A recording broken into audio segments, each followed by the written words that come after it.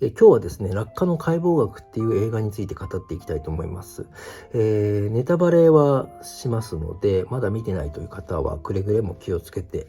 ご覧いただければなというふうに思っております。で、この映画はですね、ジュスティーヌ・トリエっていう、フランス人女性が監督した作品でして、第76回、カンヌ国際映画祭のパルムドールを、受賞しております。さらに、ゴールデングローブ賞の脚本賞と非英語作品賞を受賞しておりまして、今年の3月10日に行われるアメリカのアカデミー賞ではですね、作品賞と、監督賞、主演女優賞と脚本賞、編集賞にノミネートされていてですね、欧米では非常に高い評価を得ている作品になっております。で、この映画なんですけども、見る前と見た後では印象がまるで、違う作品なんですね。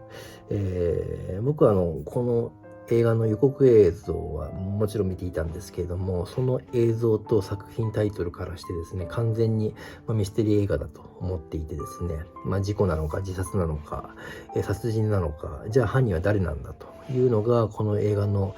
大きなテーマなのかなというふうに思ってたんですけども、見たら全然そういう感じじゃないんですね。死んだ理由とか犯人っていうのはむしろ重要、じゃなくてですね、この映画のテーマではないんですね。つまりいわゆるミステリー映画ではないと。どちらかというとヒューマンドラマというカテゴリーが一番合ってるのかなと、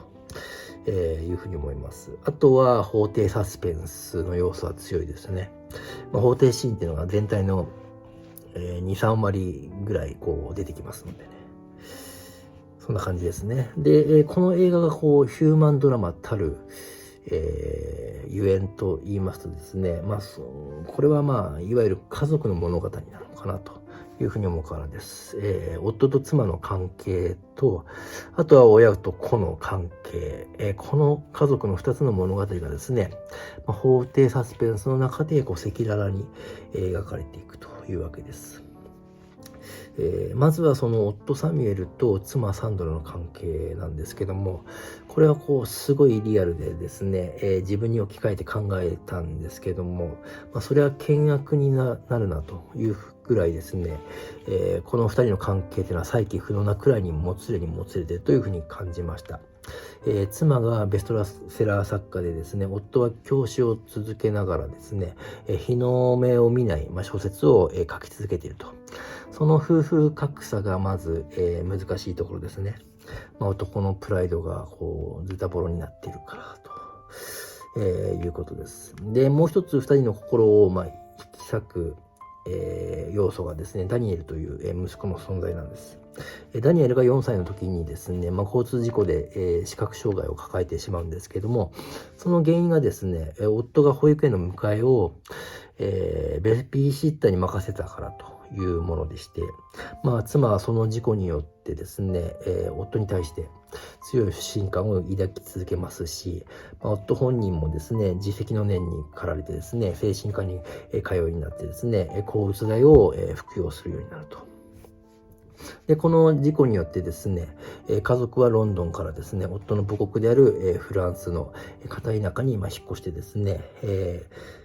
息子のダニエルをですね、学校ではなくてですね、家庭で教育するように決断します。で、ちなみに教育するのはですね、教師でもある夫サミュエルなんです。で、フランスに引っ越したからといってですね、夫婦の気持ちは一つにまとまることはなく、どんどん離れていってしまいます。セックスの問題もありますね。妻、サンドラはですね、実はバイセクシャルでして、夫とセックスレスということもあってですね、浮気を何回も繰り返してしまうと。それが、夫にバレてしまってですね、夫婦喧嘩の火種になってしまうわけです。どうしてこういう赤裸々な、話題がですね、映画の中で出てくるかというとですね、法廷シーンで、妻が殺したのか、それとも夫が、自殺したのかというところが、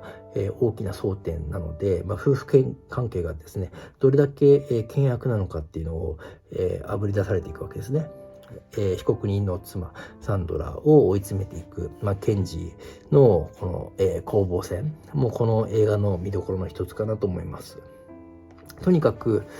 サンドラのこう上から目線の態度がですね、男としてはやっぱ気になるところですね。もちろんその彼女なりに、夫に対して気を使っているとは思うんですけども、稼いでるからいいんでしょうと言わんばかりの、態度、表情っていうのがやっぱり鼻につくわけですね。で、夫の未完成の作品をですね、自分の作品のネタに、勝手に使ってしまうと。そういったところでこう女性らしさ、海外しさみたいのがこう皆無な感じでですね、夫も頭で分かっちゃいるけど、やっぱり感情的には許せないんでしょうね。でもこの映画の本質は実はその、夫婦関係ではなくてですね、11歳の息子の、ダニエルが、スクリーンで活躍していく後半戦が、この映画の見どころかなというふうに思っています。息子はですね、夫サミュエルの、死体の、第一発見者なんですけれども、視覚障害を持っているわけで、自殺なのか他殺なのか、妻が殺したのか、全くわからないわけですね。ただダニエルはですね、何回も裁判を傍聴してですね、自分の事故のせいで、夫婦の仲はどんどん離れていってですね、最終的に、修復不可能になっていくと。そのことを知っていくことでダニエルの心は傷ついていくわけですね。しかしダニエルは何が真実かわからないときは自分で真実を決めるしかないという裁判官からのですね助言を聞いてですね、ダニエルなりに結論を出してですね、勇敢にも裁判で証言するわけです。その証言もあってですね、ザンドラは無実になるわけですけれども、事件の真相っていうのは観客には知らされません。観客が分かることはザンドラが無実になったことだけど、実際に殺していたのか殺していないのか、ダニエル同様にですね、観客も自分の判断を求められるわけですね。つまり、事件の真相を最後まで明かさないという結末なんですね。そういう意味ではミステリー映画ではないと、僕は言ったわけです。で、ザンドロは、無実になったわけなんですけども、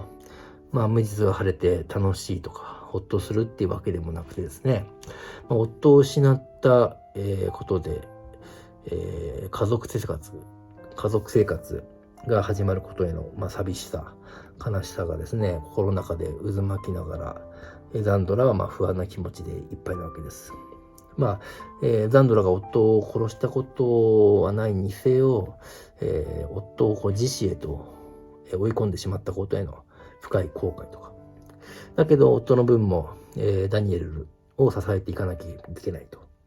そんな将来への不安に苦しんでいてですね。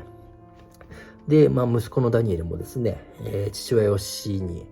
へと追い込んでしまったザンドラへの、複雑な感情っていうのは、拭いきれないと。だけどこの2人が生活していく以外に選択肢はないわけですね。そんな人間の葛藤のリアルさっていうのはすごく、感じましたね。そういう、家族の関係性、人間の関係性、そこがすごく非常にリアルに描かれている、そういった意味ですごくヒューマンドラマだなというふうに、感じたわけです。で、ラストシーンはですね、ザンドラが、夫の書斎のソファで寝ているところが映し出されるんですけれども、愛犬のメッシがですね、ザンドラのすぐ横に寄り添うように寝るわけです。で、それを見てですね、僕はメッシがですね、夫のメタファーなんじゃないかなというふうに思います。そう捉えるとですね、夫も妻に対して、嫌だと、嫌いだという気持ちはなくてですね、先に旅立ってしまったことへの、申し訳ない気持ちを、表現しているのかなと、そういうふうに映像を見てですね、感じ取りましたね。そこがやっぱちょっと救いかなというふうに、僕は感じました。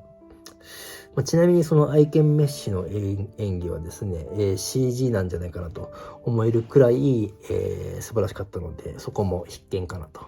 いうふうに思っております。はい。そんな感じで、落下の解剖学についてちょっと語ってみました。以上となります。ありがとうございました。